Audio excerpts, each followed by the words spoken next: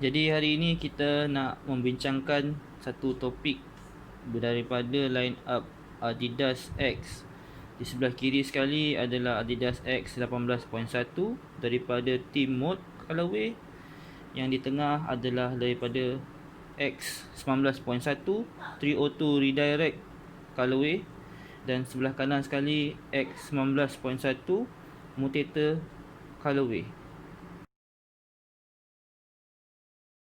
Dia ada satu topik yang saya nak bincangkan hari ini adalah berkenaan dengan outsole dia, tapak dia. Kalau kita tengok 18.1 tapak FG, 19.1 OTO2 pun tapak FG, dan yang Mutator ni adalah tapak AG terbaru. Jadi ini adalah satu persoalan terutama mungkin daripada saya, mengapa Adidas menukar outsole AG dia daripada yang sebelum ini kepada design baru ni.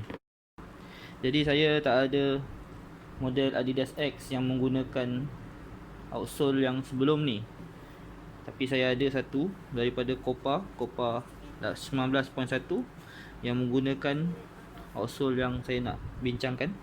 Jadi ini adalah outsole AG. Untuk memelihara lutut sebab sudah berusia, jadi saya banyak memilih untuk menggunakan tapak AG, dan disebabkan itu Copa ni adalah model boot yang paling banyak saya pakai sepanjang 2019 dan 2020 sebelum PKP start. Jadi nak menceritakan sedikit tentang tapak AG yang lama. Jadi kita boleh nampak di situ dia tulis artificial grass specific, dan dia mempunyai tapak yang lebih banyak berbanding dengan Copa yang standard. Ini kita ada satu Copa standard, ini tapak FG dia.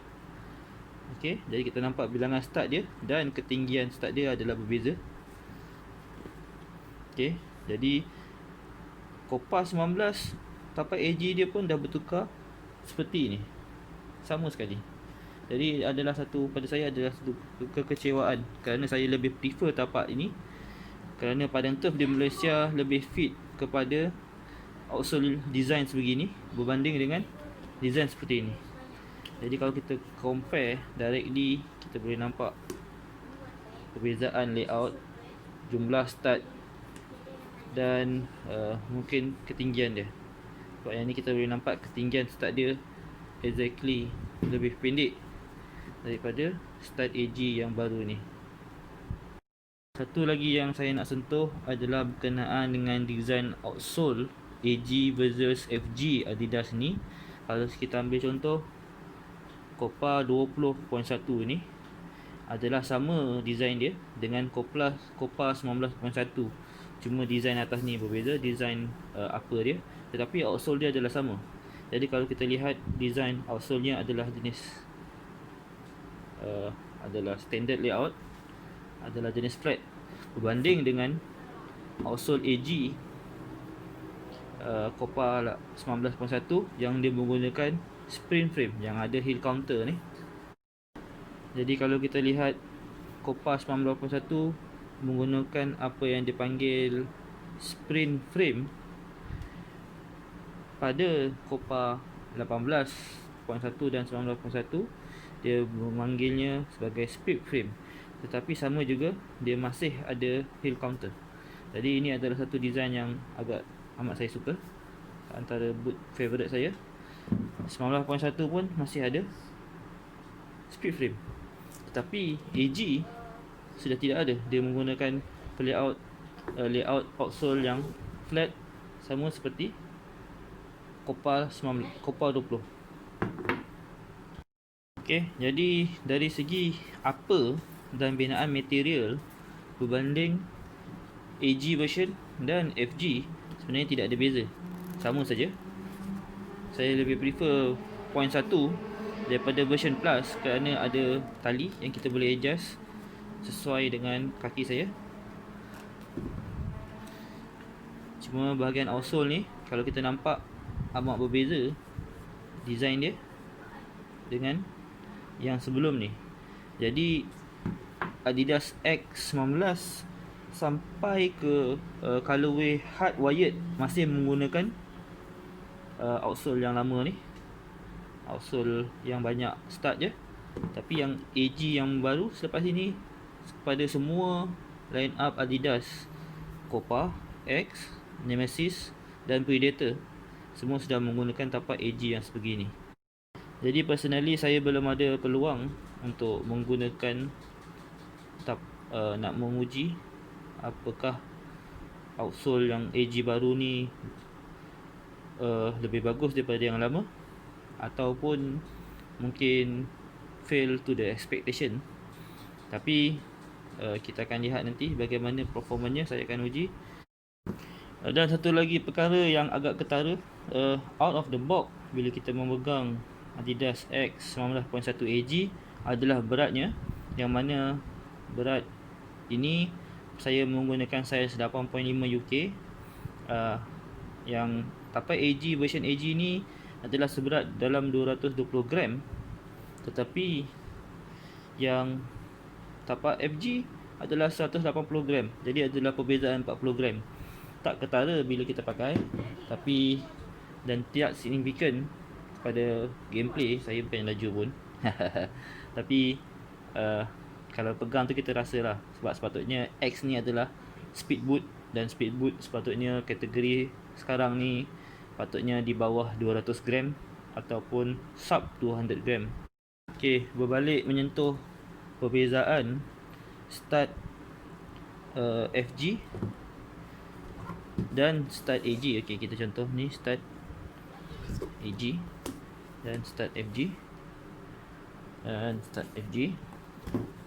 Okey, sebenarnya pada Adidas, dalam padang-padang kat Lembah Kelang ni, ada beberapa padang yang saya boleh secara personal masih boleh menggunakan tapak AG Adidas ni. Macam contoh padang di MPS, padang di UM yang dekat Dewan Chancellor tu, pada saya kita masih boleh go with the FG version. Tapi padang yang lain,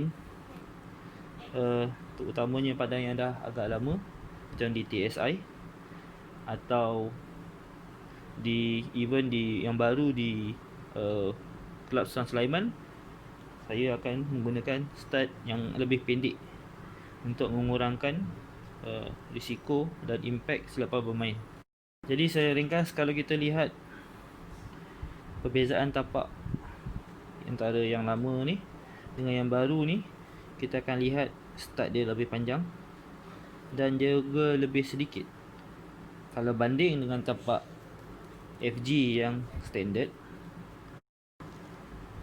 Jadi yang standard tu ada 7 stud, yang baru ada 9 stud di depan, belakang masih sama 4, tetapi ada sedikit perbezaan dari segi design dia.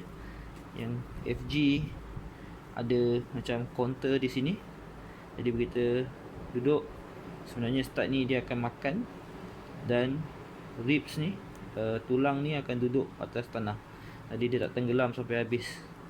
Berbanding dengan version AG yang baru, tidak ada counter di tengah, jadi dia berterusan sampai ke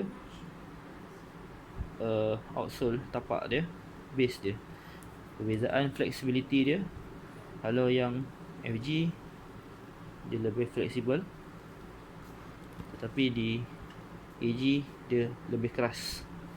Okey, juga kita boleh nampak stud FG lebih agresif design dia, untuk memberi lebih cengkaman sewaktu kita berlari atas padang. Dan stud AG lebih overall, kita boleh kata dia hampir bulat walaupun dia tidak bulat. Okey, dan dia ada sedikit, okey, kita zoom, dia ada sedikit sebegini, untuk mungkin design dia adalah untuk menyerap hentakan, atau juga untuk mengurangkan kesan geseran. Sebab atas padang turf, seperti kita tahu, kalau kita main, dia adalah lebih panas daripada padang rumput. Jadi dia adalah design yang mungkin konsep yang sama dengan stud AG yang lama yang ada lubang. Kita boleh nampak wear dia ada lubang. Ini juga memberikan kesan yang sama supaya dia mengurangkan build up heat. Satu lagi perkara yang saya ingin beritahu, outsole AG ini tidak terdapat di retail store di Malaysia. Jadi dua model ni saya beli direct daripada UK kerana ia setakat ini cuma terdapat daripada retailer dari UK, dari Europe saja. Jadi antara website yang saya beli adalah Pro Direct Soccer dan Lovell. Saya lebih prefer Lovell. Cuma Pro Direct Soccer ada lebih banyak promotion dan lebih banyak variasi. Jadi itu saja perkongsian saya untuk malam ni. Sila tinggalkan komen jika anda ingin bertanya atau just nak berbincang, meluahkan pendapat mana satu start pilihan anda untuk bermain bola di sekitar Lembah Kelang di mana saya tinggal. Sekian, terima kasih.